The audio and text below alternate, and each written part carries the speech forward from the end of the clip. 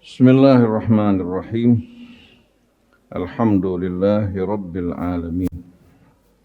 Allahumma salli ala Muhammadin wa ali Muhammad. Assalamu alayka ya Rasulullah. Assalamu alayna wa ala ibadillahis salihin. Wassalamu alaikum warahmatullahi wabarakatuh.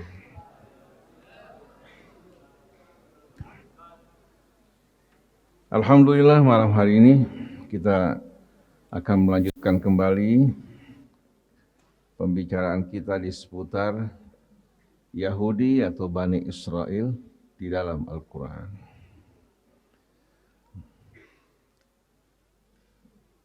Mari bersama-sama kita buka dengan pembacaan Ummul Quran terlebih dahulu. A'udzu billahi minasy syaithanir rajim. Bismillahirrahmanirrahim. Alhamdulillahi rabbil alamin. Ar-Rahmanir Rahim. Maliki yaumiddin. Iyyaka na'budu wa iyyaka nasta'in.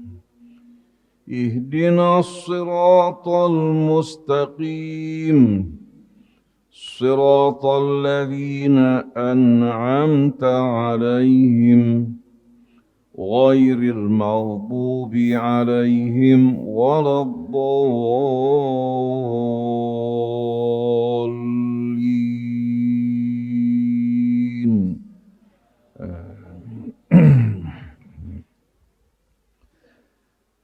Para jamaah hadirin hadirat yang dirahmati Allah.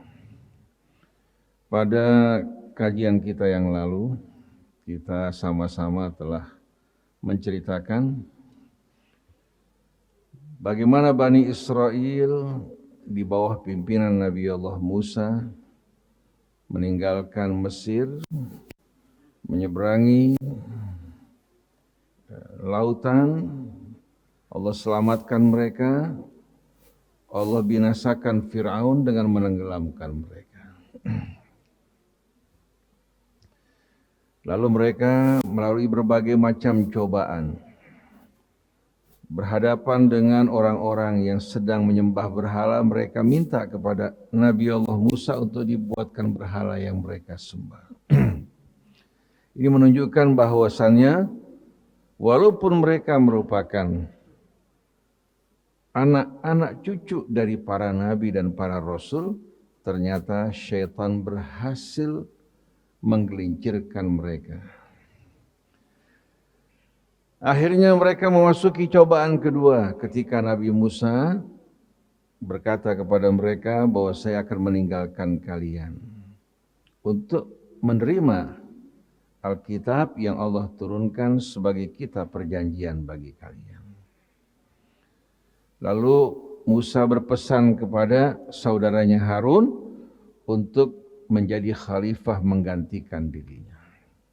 Baru saja Nabi Musa pergi, seorang yang bernama Samiri dari Bani Israel, setelah peninggalnya Musa mengumpulkan perhiasan-perhiasan yang mereka ambil dari Mesir, lalu dia membuat dari hiasan tersebut patung anak sapi. Dengan teknik tertentu, anak sapi tersebut dapat mengeluarkan suara. Tapi mereka sebagai manusia lebih pandai, lebih mampu dibandingkan anak sapi tersebut yang mereka buat dari perhiasan emas. Tapi lihat kebodohan mereka ketika Samiri mengatakan, ini Tuhan kalian dan Tuhannya Musa. Akhirnya mereka menyembah anak sapi tersebut, memujanya dan mengharapkan pertolongan bagi mereka, padahal Allah telah selamatkan mereka dan mereka menjadi orang-orang yang mengalami langsung. Tapi betapa piciknya di sini Bani Israel. Ketika Musa menyaksikan keadaan mereka marah yang luar biasa, dia menarik jenggotnya Harun dan kenapa kamu tinggalkan mereka berbuat seperti ini? Harun mengatakan, wahai anak ibuku, Aku telah mengingatkan mereka, tapi mereka hampir saja membunuh saya karena saya mengingatkan mereka. Kalau saya tidak khawatir engkau akan mengatakan saya memisahkan atau memecah belah di antara Bani Israel, saya akan teruskan. Artinya kalau Harun mengambil tindakan keras, pasti Bani Israel akan terpecah menjadi dua golongan. Akhirnya Allah Subhanahu wa taala putuskan yang terjerumus dalam penyembahan anak sapi dengan hukuman mati. Hukuman mati nampak seolah-olah merupakan kejam, padahal menyelamatkan mereka dari cobaan-cobaan berikutnya yang mereka tidak tahan. Mati dalam iman lebih berharga daripada hidup dalam apa? Dalam kesyirikan dan penyimpangan.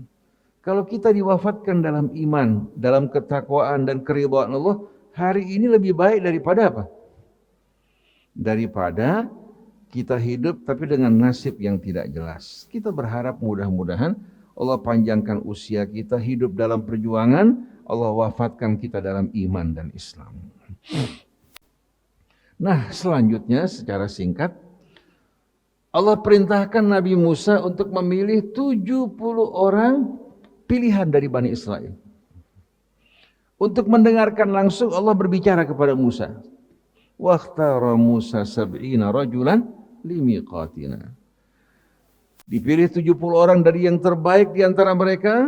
Begitu Allah berbicara kepada Musa, mereka mengatakan, lan nu'mina laka hatta narallaha jahra. Sekali-kali kami tidak akan beriman padamu hingga kami melihat Allah dengan mata kepala kami. Keterlaluan enggak? Fa akhadhatkumus sa'iqatu wa antum tanzurun. Akhirnya Allah binasakan mereka dengan suara mengguntur dari langit, mereka semua bergelimpangan binasa. Nabi Musa ketika menyaksikan keadaan ini bingung. Kalau dia pulang ke tengah kaumnya, sedangkan mereka semua orang pilihan dibinasakan, apa yang Musa akan katakan pada mereka? Oleh karena itu Nabi Musa mengatakan, in hiya illa fitnatuka tudillu biha man tasha wa tahdi man tasha anta waliyuna faghfir lana warhamna wa anta khairul ghafirin. Akhirnya Allah selamatkan mereka. Setelah mati Allah hidupkan kembali. Tsumma ba'atsnakum min ba'di mautikum la'allakum tashkurun. Kemudian kami hidupkan kalian kembali setelah kematian kalian agar kalian bersyukur. Di sini kita lihat bagaimana Bani Israel dimanjakan enggak? Dimanjakan yang luar biasa. Pernah enggak umat Nabi kita mengatakan begini? Kami tidak akan beriman padamu sampai kami melihat Allah dengan mata kepala kami. Pernah enggak? Umat Nabi kita alhamdulillah betul-betul seperti yang Allah gambarkan sebagai umat pilihan.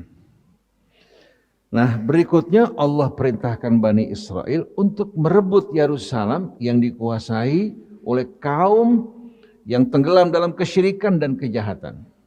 Itu merupakan tanah suci yang ditinggalkan kakek mereka Ibrahim. Dan Ibrahim kakeknya orang-orang Yahudi, kakeknya juga bangsa Arab. Yang jelas, nasab mereka baru bermanfaat kalau mereka beriman pada Allah. Kalau tidak beriman, walaupun cucu Nabi Ibrahim, walaupun cucu dari siapa? Dari Bani Israel maupun apa? Cucu Nabi kita, kalau mereka tidak beriman, tidak menjalani apa yang dijalankan kakek mereka, maka kemuliaan mereka hilang. Seperti paman Nabi Abu Lahab. Mana yang lebih mulia daripada Bilal? Bilal. Mana yang lebih mulia daripada Salman? Abu Lahab atau Salman? Salman. Begitu juga antum yang beriman, lebih mulia dari paman Nabi. Lebih mulia daripada anak Nabi Nuh. Ini merupakan kemuliaan Allah yang Allah berikan dari iman, bukan dari nasab. Nah, orang diberikan nasab mulia, bersyukur, beramal, mengikuti jejak leluhurnya yang beriman, Allah tambahkan kemuliaan. Waktu mereka diperintahkan untuk berjuang merebut Yerusalem, mereka bilang, ya Musa, inna fiha qauman jabbarin wa inna lan nadkhulaha hatta yakhruju minha fa in yakhruju minha fa inna dakhilun. Wahai Musa, kami sekali-kali tidak akan masuk ke dalamnya. Kenapa? Karena dalam kota tersebut terdapat manusia yang memiliki apa? Pasukan yang memiliki kekuatan yang amat dahsyat. Kalau mereka keluar, baru kami akan masuk. Aneh enggak? Jadi mereka minta supaya ini orang-orang yang kafir, ya, pasukan yang kuat ini keluar supaya mereka masuk. Artinya mendapatkan sesuatu tanpa perjuangan. Qala rajulani minal ladzina yakhafuna an'amallahu 'alaihim adkhulu 'alaihimul bab fa idza dakhaltumuhu fa innakum ghalibun. Dua orang yang takut pada Allah Subhanahu wa taala. Allah enggak sebutkan siapa namanya. Mereka berkata, masuk kalian ke dalam kota. Kalau kalian masuk, pasti kalian akan mampu mengalahkan musuh kalian. Wa 'alallahi fatawakkalu in kuntum mu'minin, dan kepada Allah lah kalian bertawakal kalau kalian beriman. Apa jawaban mereka? Qalu ya Musa, inna lan nadkhulaha abadan madamu fiha. Fadhhab anta wa rabbuka faqatila inna hahuna qaidun. Mereka bilang, sekali-kali selamanya kami tidak akan masuk ke dalam kota tersebut selagi mereka masih di sana. Silahkan kamu pergi bersama Tuhan kamu perang. Kalau menang baru kami akan masuk. Ini luar biasa Bani Israel. Jadi nggak heran kalau kita lihat sikap mereka di Gaza, ya, sepanjang kehidupan mereka, pengkhianatan, keingkaran, dan perbuatan-perbuatan yang tidak benar. Sampai Nabi Musa dengan penuh kesedihan berkata, Rabbi inni la amliku illa nafsi wa akhi. Ya Allah, aku nggak punya apa-apa ya Allah kecuali hanya diriku dan saudaraku. Di mana kepercayaannya hilang kepada kaumnya. Rabbi inni la amliku illa nafsi wa akhi. Kita lihat cobaan Nabi Musa luar biasa enggak? Ini orang Islam mau sedikit dicoba atau ulamanya dicoba, nggak disambut ketika datang atau diberikan muka asam, langsung frustasi nggak mau mengajar lagi. Apalagi kalau datang ke satu majelis diberikan amplop isinya sedikit, besok taubat untuk datang lagi. Dianggap tidak menghormati ulama, padahal misi ulama menyampaikan amanat Allah. Sedangkan dia bekerja kepada siapa? Kepada Allah. Dia bekerja kepada Allah, Allah yang akan memberikan insyaallah imbalannya. Rabbi inni la amliku illa nafsi wa akhi fafruq bainana wa bainal qaumil fasiqin. Ya Allah, aku enggak punya apa-apa kecuali hanya diriku dan saudaraku. Pisahkan di antara kami dan orang yang fasik. Dijawab oleh Allah, qala fa innaha muharramatun alaihim 40 sana. Allah bilang selama 40 tahun mereka akan diharamkan untuk masuk ke kota Yerusalem. Yatihuna fil ard, mereka akan terlunta-lunta di muka bumi. Fala ta'sal qaumil fasiqin, maka kamu jangan berduka atas orang-orang yang fasik. Bani Israel terlunta di padang pasir, tidak memiliki kehormatan, kemuliaan, hingga 40 tahun generasi yang tadinya hidup bersama Fir'aun menjadi budak, meninggal digantikan dengan generasi baru, dan Nabi Allah Musa juga telah kembali kepada Allah. Datang berikutnya seorang pemimpin yang bernama siapa? Yusha bin Nun atau Yosua. Dia berhasil memimpin Bani Israel untuk merebut Yerusalem. Dia berhasil merebut Yerusalem, membersihkan Yerusalem dari kotoran-kotoran yang melekat. Tapi pada saat mereka masuk ke dalam kota, mereka diperintahkan untuk masuk dalam keadaan sujud syukur pada Allah. Wadkhulul baba sujjada wa qulu hittatan naghfir lakum. Sujud, kemudian mohon pada Allah untuk menghapuskan dosa-dosa mereka. Ternyata sebagian besar masuk sambil beriforia, bersukaria, berfoya-foya dan lupa kepada Allah. Ini gambaran bagaimana di saat mereka diberikan kesempatan mereka lupa. Akhirnya Yerusalem berada di tangan Bani Israel. Yusha memimpin mereka, juga ulama-ulama mereka. Berlalu beberapa waktu, ternyata mereka kembali lupa kepada Allah Subhanahu wa ta'ala. Kembali lupa kepada Allah. Mulai kemaksiatan, riba merajalela, perzinaan juga merajalela. Bahkan dalam riwayat mereka membuat rumah pelacuran, hasilnya untuk menghidupkan kota suci. Kalau kita buka perjanjian lama, kita akan temukan kisah-kisah perbuatan kotor mereka. Akhirnya Allah kirimkan bala tentara, ya, yang menghancurkan mereka. merebut Yerusalem, mengobrak-abrik seluruh isinya, membunuh pria-prianya dan menawan wanita-wanitanya, mereka permalukan. Wal'iyadzubillah. Siapa yang menguasai Yerusalem pada saat itu? Dalam Quran kita kenal seorang yang bernama Jalut, atau dikenal dengan nama Goliath. Jalut atau Goliath. Datang pasukan mereka merebut Yerusalem, membuat Bani Israel yang tadinya mulia terjerumus dalam kehinaan.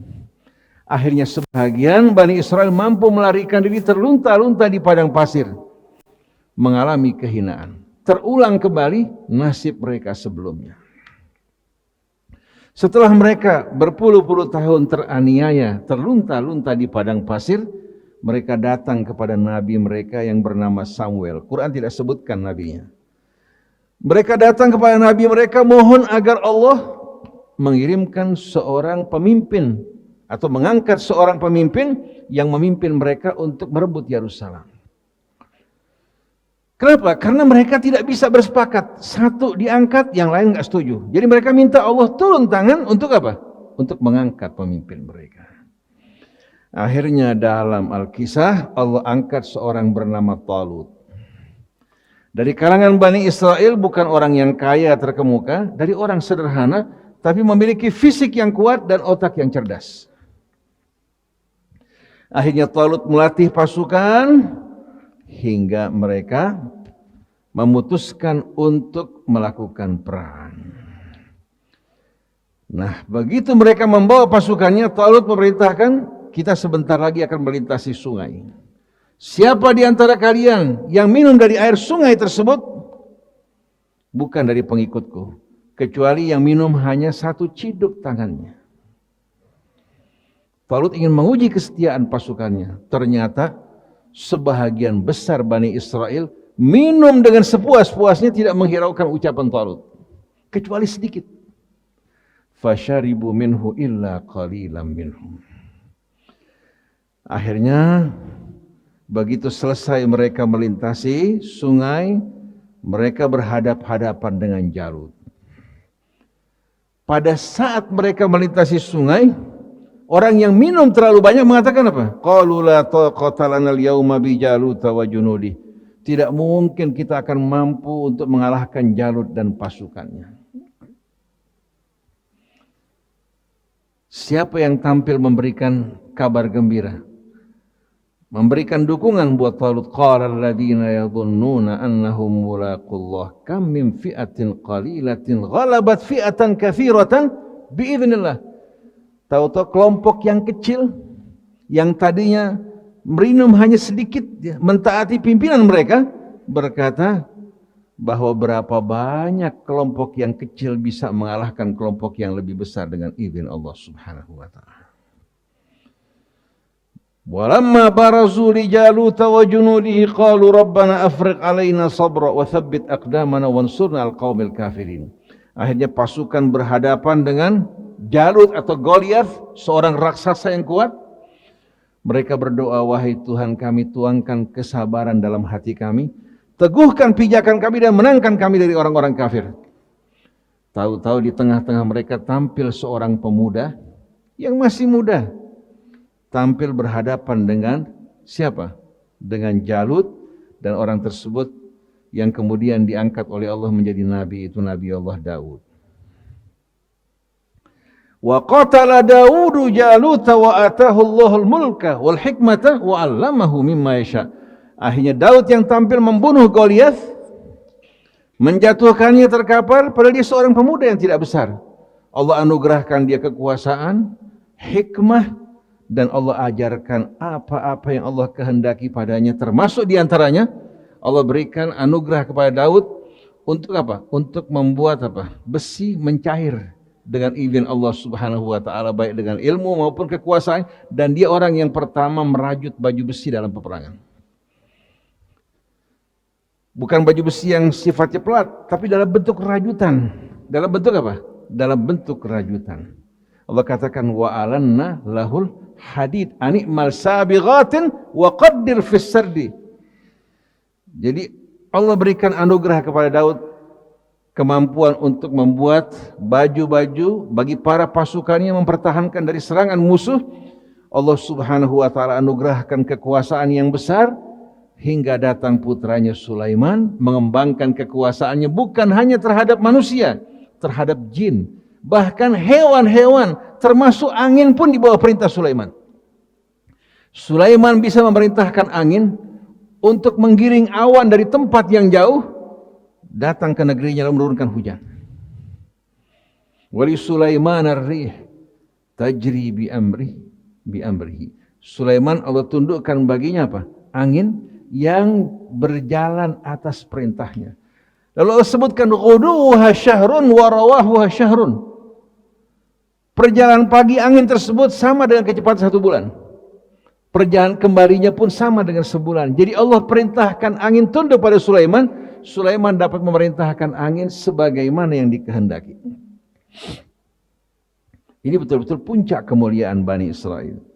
Tapi ternyata setelah wafat Sulaiman, Bani Israel terjerumus dalam kesyirikan, meninggalkan kitab Taurat, mempelajari sihir.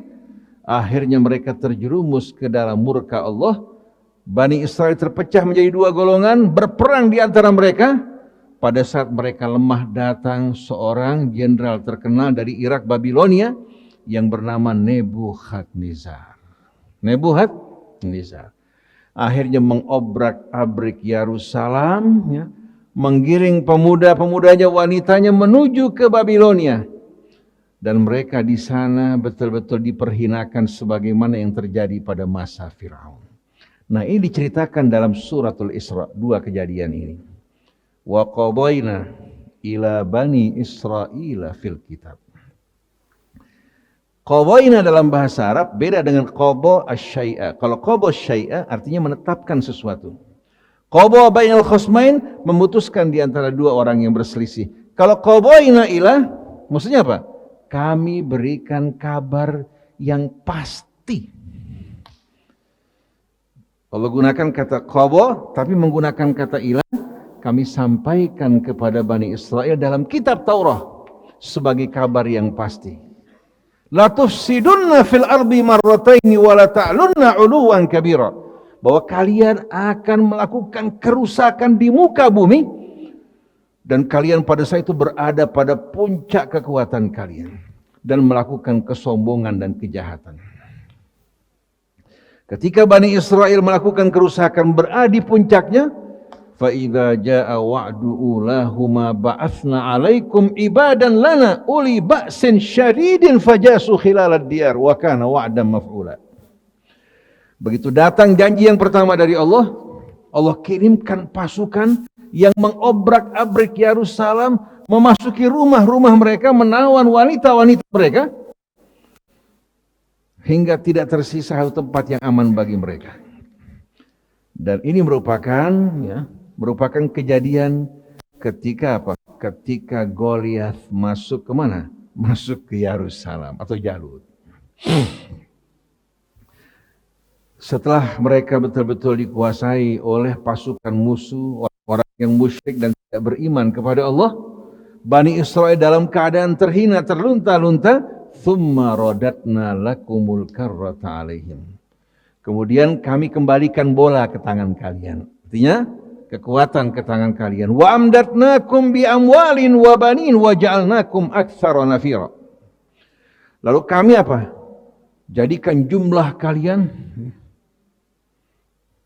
yang tadinya sedikit, Allah Subhanahu wa taala berkahi anak-anak kalian hingga berkembang dengan pesat, ya. Allah jadikan mereka, ya, sebagai orang-orang yang memiliki pasukan yang kuat dan Allah limpahkan harta benda yang melimpah kepada mereka.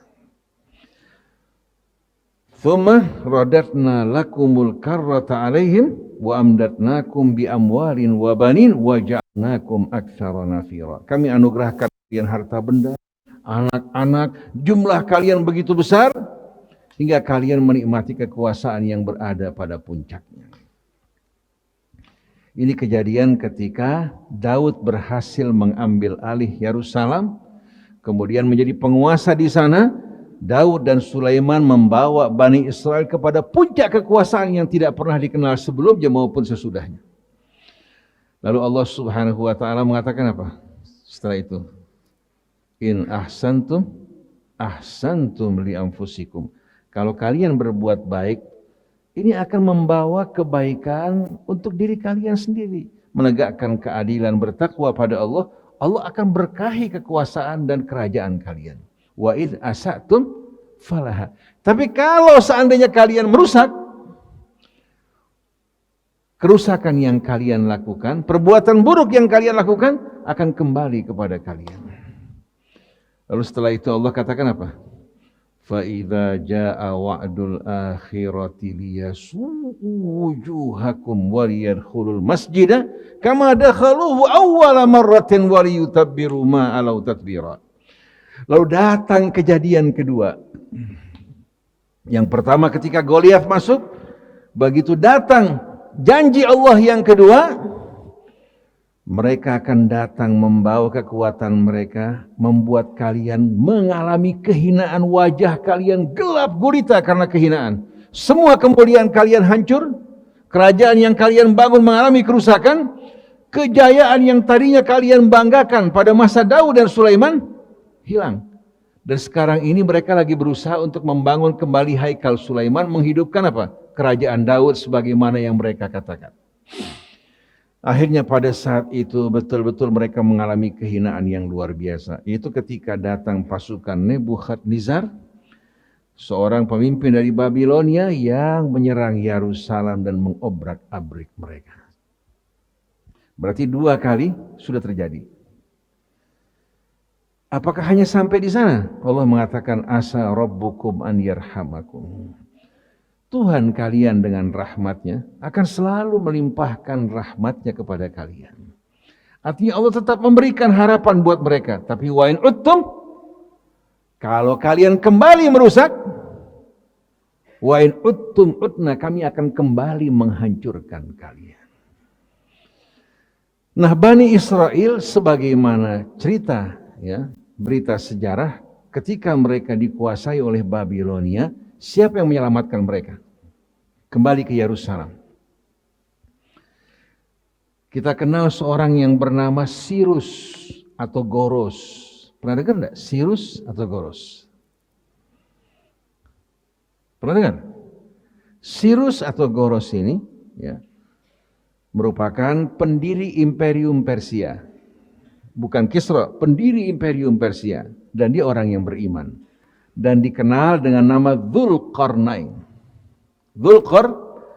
Dan dia punya mahkota dengan 2 tanduk. Sampai sekarang pun patungnya masih ada.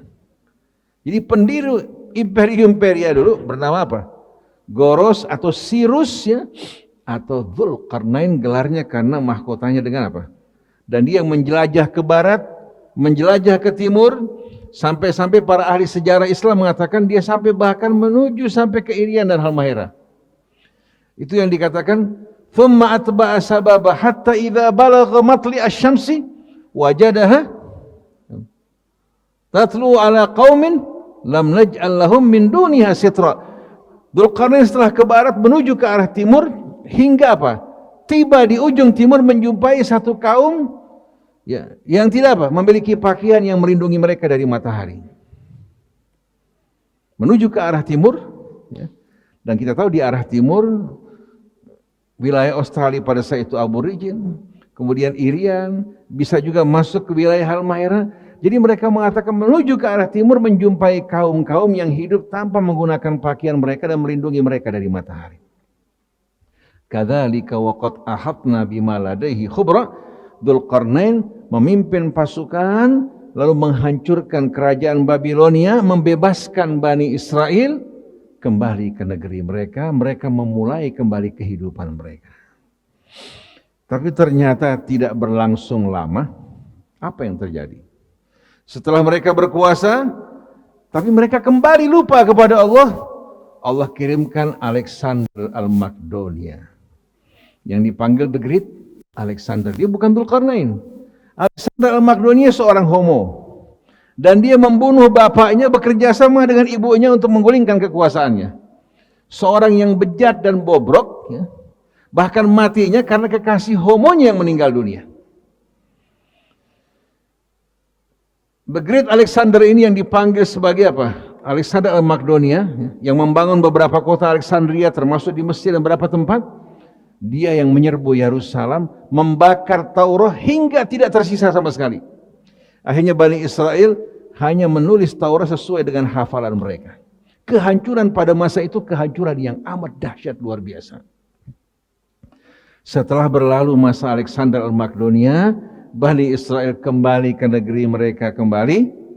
Tahun 70 Masehi datang Titus penguasa Romawi. Silahkan buka Titus. Dia mengobrak-abrik kembali Yerusalem. Jadi setiap kali Bani Israel sombong, merusak, Allah hancurkan mereka kembali. Dan kejahatan Bani Israel sekarang di Gaza ini lebih dahsyat daripada sebelumnya. Di luar peri kemanusiaan.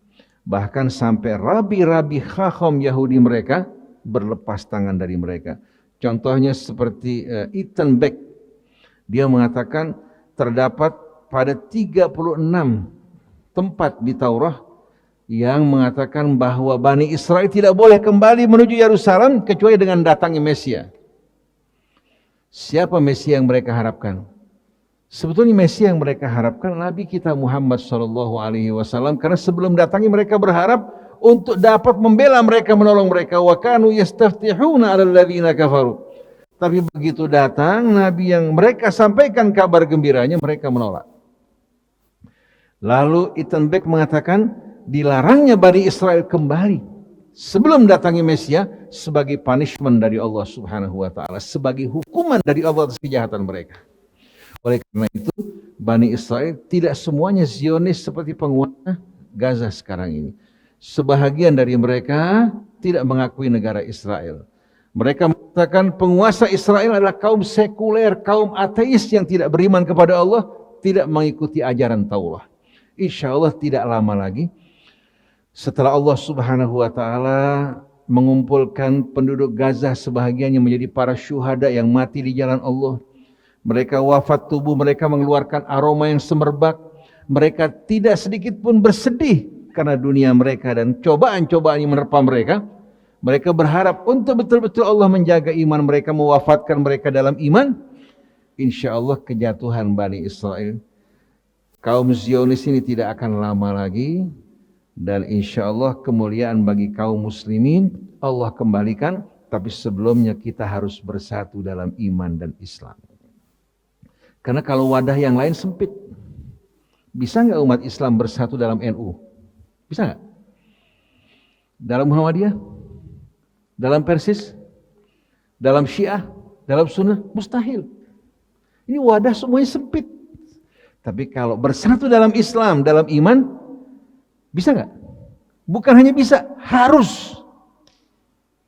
Harus bersatu dalam Islam dan iman. Allah mengatakan wala tamutunna illa wa antum wa man yabtaghi ghairal islami dinan falan yuqbala minhu wa huwa fil akhirati minal khasirin. Semenjak kita buka pakaian Islam, kita ganti dengan pakaian golongan, kita menjadi orang-orang yang lemah dan disepelekan, tidak berharga sama sekali.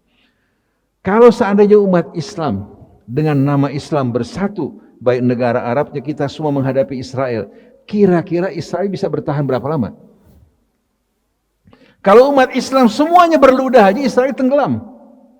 Tapi kita lihat negara-negara Arabnya berkhianat, takut menghadapi Israel karena sayang terhadap kedudukan mereka dan keamanan mereka. Saudara mereka dibantai, negeri mereka dihancurkan, anak-anak wanita mereka tidak pedulikan, tapi di hati mereka tidak terdapat kecemburuan. Akan datang masanya mereka semua digulingkan dari kekuasaan mereka sebagaimana Allah lakukan terhadap Bani Israel. Tidak ada orang yang zalim kecuali akan datang saat kehancurannya. Maka kita umat Islam wajib betul-betul menghadapkan wajah kita kepada Allah, berpegang kepada Allah, merapat ke sisi Allah, bala bantuan akan datang dari Allah Subhanahu wa taala. Begitu pula anak-anak kita yang sedang menuntut ilmu, jangan pernah dalam hidup ini berpegang kepada selain Allah. Berharap dari Allah. Insya Allah dalam semua urusan dan tantangan hidup ini Allah Subhanahu wa taala akan keluarkan kita sebagai pemenang. Itu merupakan janji Allah Subhanahu wa taala. Demikianlah ikhwan akhwat yang dirahmati Allah Subhanahu wa taala, kajian kita bersama-sama ya, dari suratul Isra, asa rabbukum an yarhamakum wa in uttum utna wa ja'alna jahannama lil kafirina hasira. Kalau kalian kembali, kami akan kembali menghancurkan kalian dan kami jadikan api neraka jahanam sebagai apa? Alas buat kalian berbaring di atasnya. Jadi alasnya bukan kasur, bukan tikar, api neraka jahanam. Di atasnya pun apa? Api neraka jahanam. Pernah lihat nggak orang masak kue lapis? Di atasnya api, di bawahnya api. Di sekelilingnya juga apa? Api. Ini yang amat mengerikan. Subhanakallahumma wa bihamdik asyhadu an la ilaha illa anta astaghfiruka wa atubu ilaik wal afu minkum. Wassalamualaikum warahmatullahi wabarakatuh.